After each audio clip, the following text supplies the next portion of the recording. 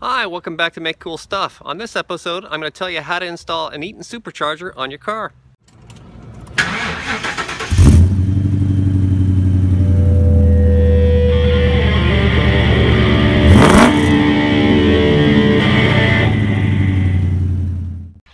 Okay, before we get started on the installation part of the video, something you need to determine before you start bolting parts onto your car is whether it's possible to tune your car.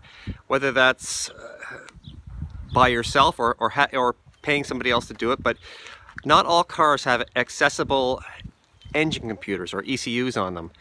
And certainly with Ford, GM, and Chrysler, they have fairly accessible ECUs, and it's not too difficult to go in there with a flash programmer and the appropriate software and do this yourself or pay somebody else to do it. And so your two issues are, is the ECU even accessible? Because not all manufacturers have accessible ECUs. And whether you think this is something you can do yourself or find somebody to do it for you. And I can tell you from my own experience, it wasn't that easy to find somebody to reprogram my ECU. I ended up having to do it myself. So anyway, sort that out first. Worry about bolting the stuff on later, but if you're at the stage where you're ready to bolt things on, here we go. So at this point, you found yourself a good used $100 supercharger and you want to figure out how to install it in your car. Number one thing you need to do is to figure out your drive pulley on your crankshaft. And this is an area where I think you need to spend some time sorting it out, because there's certainly, on my car, it cost me, I think, over $600 to have the crankshaft pulley, just the pulley, delivered to my house. So, but I was pretty confident it would work, and it did work out okay. But yeah, it was expensive. So I know there's cheaper ways of doing it, but it probably would have taken a little bit more trial and error and a little bit more, experimentation on my part, and I just didn't want to spend the time. But yeah, I probably could have saved myself, I don't know, $400 or $500 if I had. So I'd recommend you spend some time on getting this right. Once you've got your drive pulley and you kind of have some idea where the crankshaft pulley is going to be located fore and aft, or with regards to the engine, from there you can have a look in the engine bay and see where you've got room to support the supercharger. Now, it needs to be supported on the engine somewhere. The engine will move around quite a bit because it's usually on flexible engine mounts of some kind, and you don't want to have any kind of misalignment between the engine and the supercharger, or the belt's just going to jump off and that's the end of your supercharger. So you need to take these things, figure these things out in conjunction with one another, understand how you're going to drive it, where you're going to support it. Start by figuring out your drive system first, and then come up with your supporting ideas. But maybe, keep your supporting ideas in mind when you're doing this. From there, you need to understand how you're going to cool your air charge temperature. Intake air ducting, I think, is something just about anything can work. You'll probably figure that out. There's lots of options there. But let's talk about cooling your air charge temperature. Eaton Superchargers are very inefficient. They're the least efficient supercharger design out there. And what happens is the air charge temperature will rapidly increase as soon as you've got boost. I mean, it's instantaneous. I've seen it myself when I'm data logging. The temperature jumps up 80, 90 degrees Fahrenheit, just like that. So without doing anything at all, you are going to have to back the timing off, or you're going to have an enormous detonation problem. You're going to destroy your engine extremely quickly. So, and if you back the timing off a lot, well, there goes your power. So you're going to be very disappointed in your supercharger installation if you don't consider this right up front. You might be able to get by with just using high octane racing fuel. I guess that's what they do on the drag, just pure drag racers. Because I think in the old school they didn't use intercoolers, but these days for a street car, you've got three options. That would be number one, well, not even number one. These are in no particular order. An air-to-air intercooler means you're going to have to install the supercharger somewhere off to one side of the engine or the other, still mounting it, supporting it using the engine somehow, but not directly on top of the engine the way I've got mine mounted. So that's a good way to do it. That would be the way the Ford T-Bird Super Coupe did it. See, it works great, I think. Next, and this would be my preferred way to do it, would be a liquid-to-air intercooler, and there's lots of these things out there. Just go online and have a look, but what you're talking about at that point is some sort of heat exchanger mounted directly below the supercharger in the plenum, and you use a water pump to run coolant up to the to a heat exchanger mounted on the front of the car somewhere, that's a great way of doing it. It's a little more involved than probably any other way of doing it, but I think it's got a lot of benefits for packaging, and I would like to do it that way myself. But if you can't do either of those two ways, then you're looking at, you need to use methanol water injection to cool down your air charge. So keep that in mind right up front, because it's worth trying to not use methanol water injection, and I can tell you why. It's not an inexpensive thing. I think my kit cost me something like $700, you know, all in, delivered to the house. You might be able to save some money there by putting something together on your own, but I'll leave that to you. Okay, this is the crankshaft on the Ford 4.6. That is an aftermarket Performance Products harmonic balancer. What I liked about that was the web here is a piece of it's a sheet metal piece. It's solid all the way around, and it's good for drilling into and tapping. This was an aftermarket pulley that I got.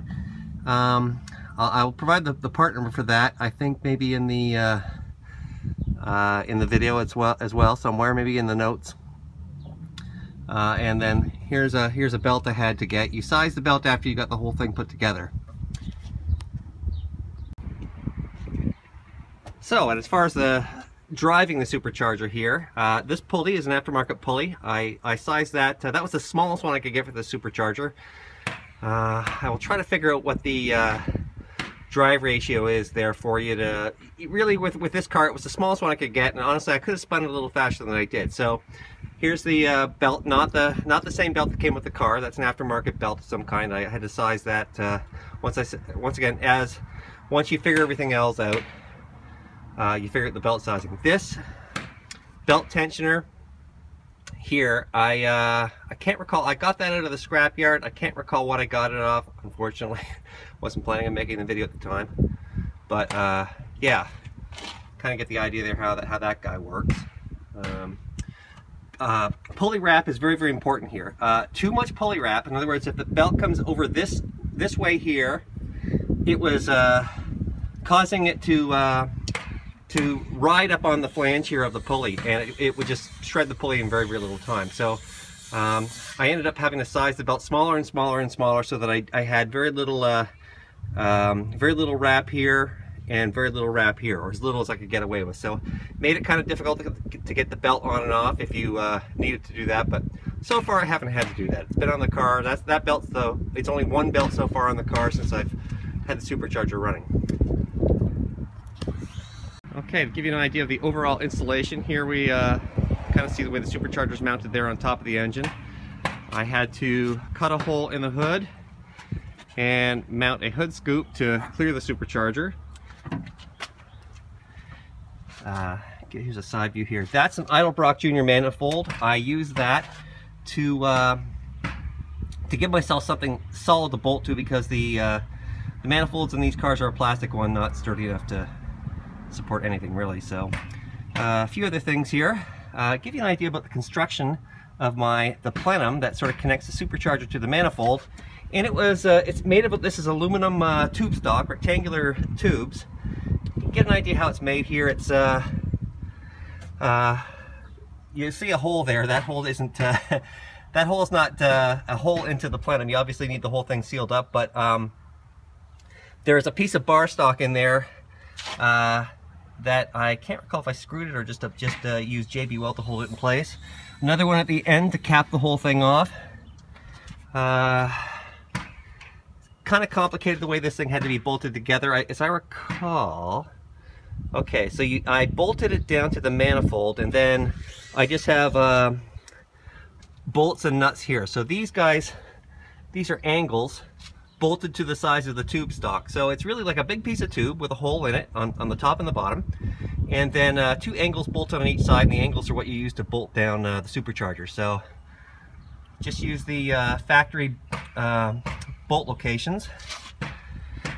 Okay, a few other things while I've got this side of the car.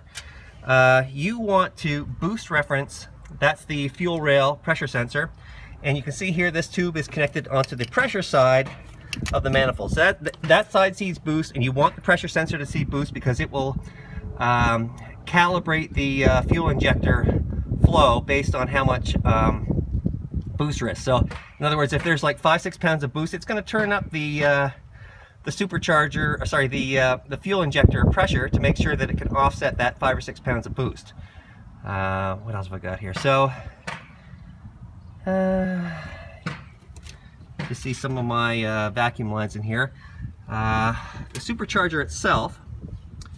So I think I mentioned on the first video I had cut off the back of the supercharger, which was it was a matter really for the most part of just packaging. I'd have left it on there if I could have. But you need to have some sort of elbow to connect up to your intake, and my elbow in this case is the old upper manifold intake.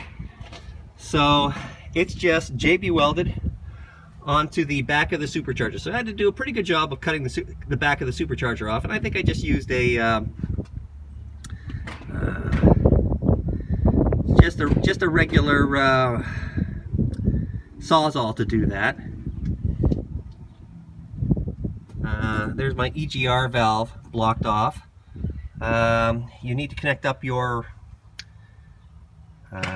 positive crankcase ventilation tubes here. So I needed to use a solid piece of tube for that because everything was kind of long, and these things will just like collapse from the vacuum. So up here, this would be the vacuum side. So this is just my, oh yeah, we'll go around to the other side to see the intake. So this is really just 2 factory intakes where it was cut here, and then I spliced in another piece. So you can see more or less the factory intake would have ended up over here somewhere. So I need to extend it just a little bit, and this is how I did it. Used lots of I think I just used, did I use silicone in there? Anyway, might have just used silicone or some sort of sealant to connect that up. And this is just a plumbing fitting here from the hardware store, from Home Depot in fact. It's factory mass airflow meter. Yeah, let's go right back to the other side again. So this in here, and this is a factory pipe thread fitting that's on the Edelbrock Junior manifold. That is an air charge temperature sensor, and that is obviously on the boost side of the supercharger, and that is so that it picks up the temperature after of the air charge after the supercharger's heated it up. So on these cars, on the Ford Crown Vic, or maybe even a few of the Fords, that sensor is normally built into the mass airflow meter. And you can see I had to extend the harness here as well. And I also had to, right here, I took off the two leads that went to the temperature sensor side of it and just ran them over to the temperature sensor on the back of the manifold that I just showed you. So that's something you'll need to do as well, because the engine computer is going to want to know what the temperature is of the air charge.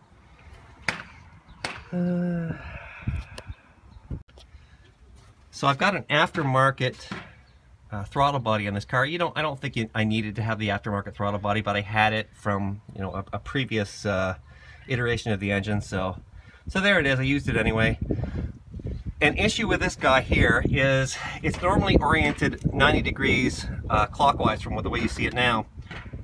And the way it is now, I think what's happening, and it's happened to me already once, is that condensation will get in there, and the condensation will drip down the shaft of the throttle body and get into the little actuator in there and eventually corrode it and stop it from working. So I may be in a situation where I have to replace those on a frequent basis. I had to replace it last year. It just may be a problem with the way this is. There's not really any good way to rotate that around and make it work without... Okay, it's not impossible. I could have done it. I could have put a spacer in there and rotated it around and made it work. But anyway, haven't felt like doing that, so...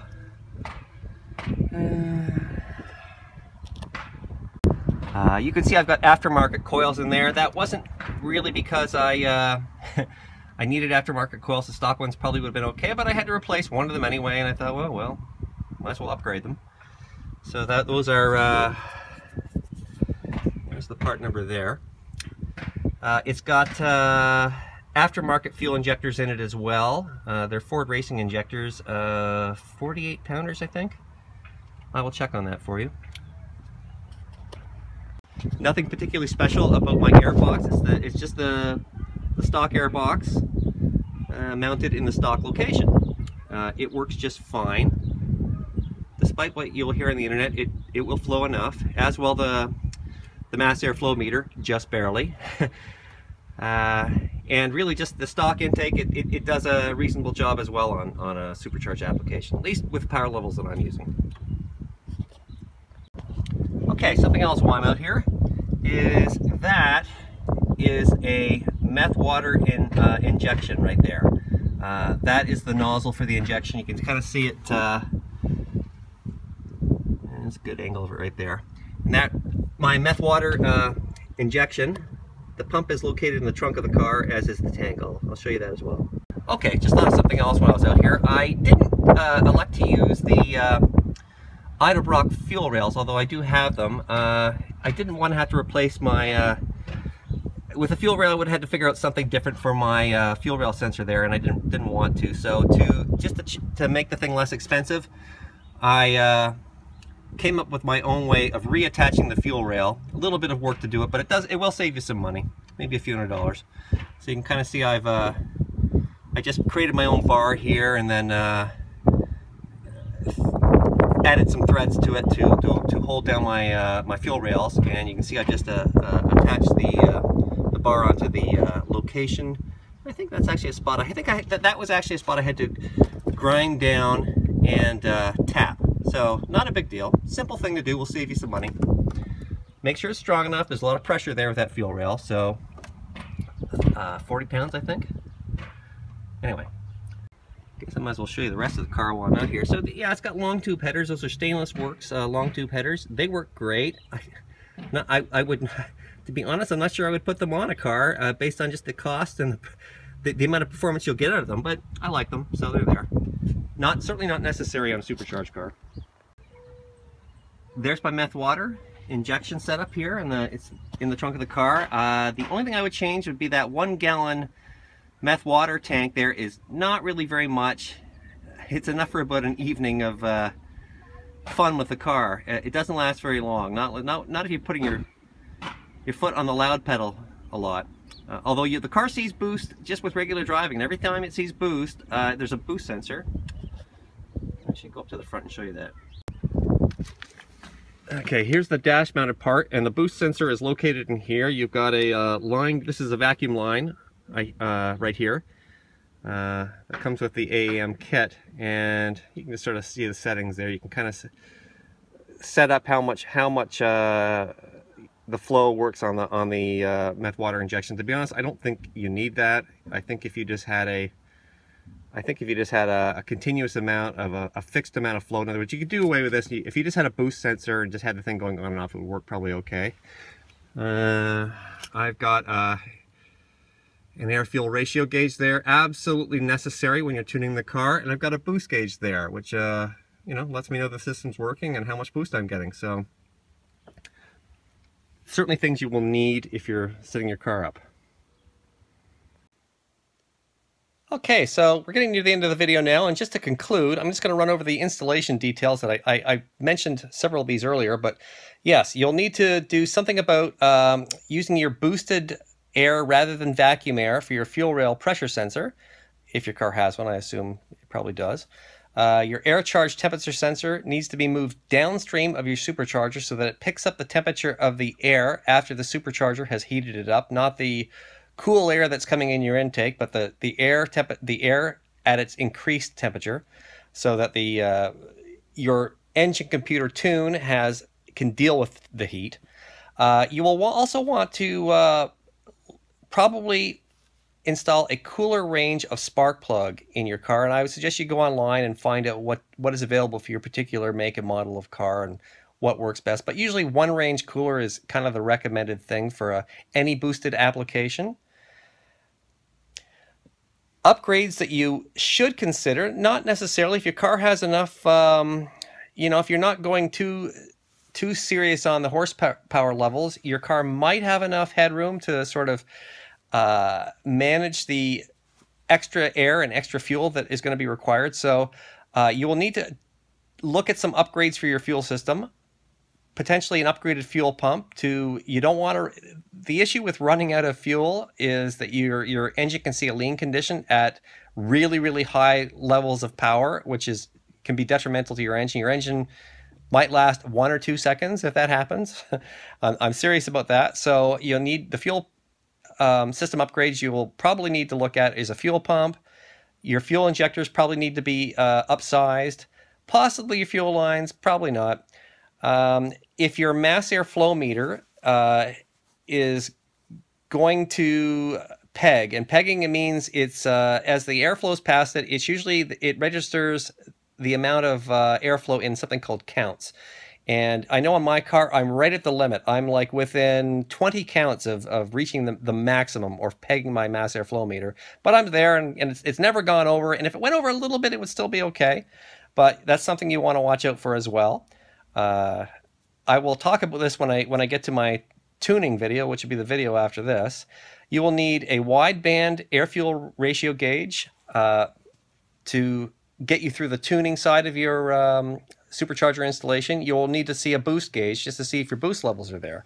And to adjust your pulley size, if you're not getting enough boost, or if you're seeing too much boost that you don't think your engine can deal with it, then you can put a bigger pulley or a smaller crankshaft pulley. I would recommend changing the supercharger pulley. It's probably the easiest thing to do, the least expensive.